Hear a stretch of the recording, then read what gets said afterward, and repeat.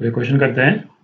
अच्छा, आप ऐसा करेंगे, है ना, जितनी प्रॉपर्टीज अपन कर चुके हैं डेफिनेट इंटीग्रल्स की, उन प्रॉपर्टीज से रिलेटेड जेई के कुछ क्वेश्चंस करेंगे, है ना। उससे आपको एक अच्छा आइडिया लग जाएगा कि जितनी प्रॉपर्टीज अपन कर चुके हैं उस पर जेई में, है ना, किस तरह के क्वेश्चंस आते हैं।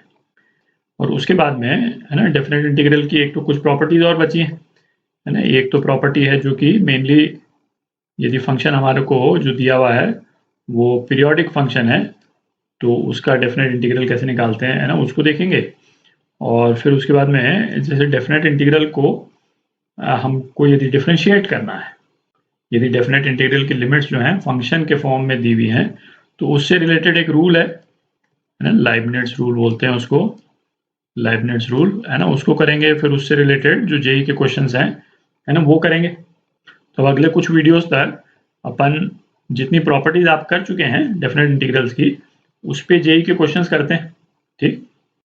और उसके भी बाद में, है ना, definite integral as sum of limits, और, है ना, दो मेन टॉपिक्स वो तो हैं ही, है ना, वो तो करेंगे। Area between curves, area between curves, ठीक। तो अब जेई के कुछ क्वेश्चंस करते हैं।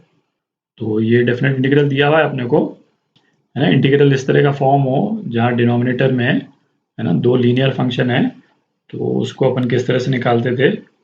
इंडेफिनेट इंटीग्रल में अपन कर चुके हैं काफ़ी डिटेल में। तो x प्लस न्यूमरेटर को लिख रहे हैं अपन x plus alpha plus one, और माइनस x प्लस अल्फा, है ना, इस तरह से लिख लेते हैं इसको। और नीचे जो है वो क्या आ जाएगा, x प्लस अल्फा और x plus alpha plus one D X, ठीक। तो ये क्या हो गया, alpha two alpha plus one D X upon X plus alpha, और minus D X upon X plus alpha plus one, है ना, यही हो जाएगा इस टाइप से। तो इन दोनों टर्म्स को अपन इंटीग्रेट कर सकते हैं, D X upon X plus alpha L N X plus alpha, और minus L N X plus alpha plus one.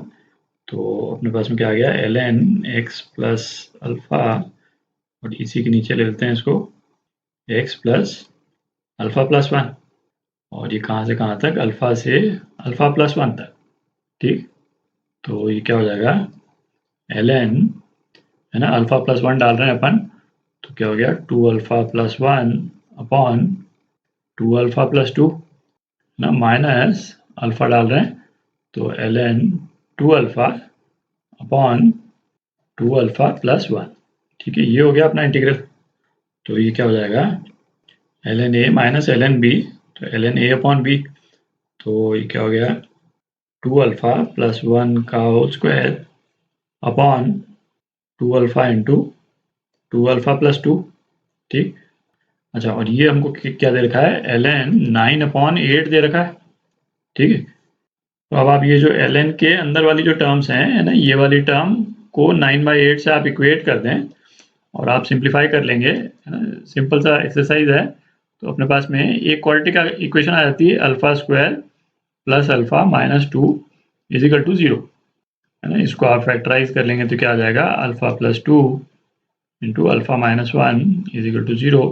तो अल्फा की दो वैल्यूज आ गई, एक माइनस टू और alpha is equal to one. तो आपको जो ऑप्शंस में दे रखा है वो alpha is equal to minus two दिया हुआ है ना। तो ये आपका answer A part. Next question करते हैं, है ना। ये डेफिनेट इंटीग्रल दिया हुआ है किसके बराबर, एम पाई प्लस एन के बराबर। तो एम एन की वैल्यू अपने को पता करनी, तो ये डेफिनेट इंटीग्रल निकालते हैं, है ना।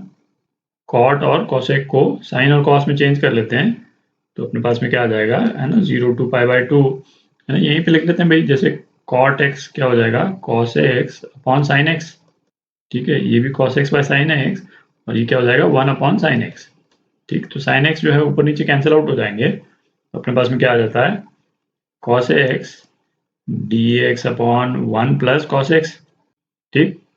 तो इस तरह के इंटीग्रल्स में हम क्या करते थे, सब्स्टिट्यूशन, कॉस एक्स को one minus tan square x by two upon one plus tan square x by two, ठीक है। तो ये सब्स्टिट्यूट यदि हम कर दें तो क्या आ जाएगा, है ना, zero to pi by two, है ना, ऊपर आ गया one minus tan square x by two, और नीचे क्या आ जाएगा, one plus tan square x by two plus one minus tan square x by two, ठीक। और ये 1 plus tan square x by two cancel out हो जाएगा, तो ये कैंसिल आउट हो गया। तो अपने पास में क्या आ गया, 1/2 है ना, ये तो बाहर आ गया, 0 to π/2 1 minus tan square x by two है ना, इसको sec square x by to में चेंज कर लेते हैं, तो 1 minus sec square x by to minus 1 है ना dx। तो ये क्या हो गया, 1/2 0 to π/2 2 minus sec square x by to dx, ठीक।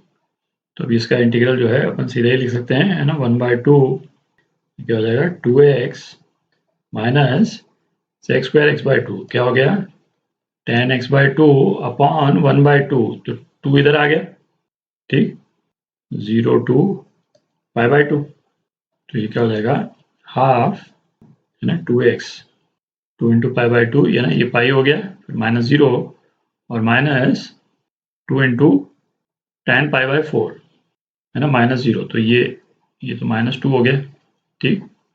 तो इसको इससे अपन कंपेयर करेंगे तो m अपने पास में आ गया 1/2 और n जो है वो क्या आ गया -2 आ गया n, तो mn जो है वो क्या हो गया -1। तो ये आपका आंसर, ये आपका आंसर डी पार्ट।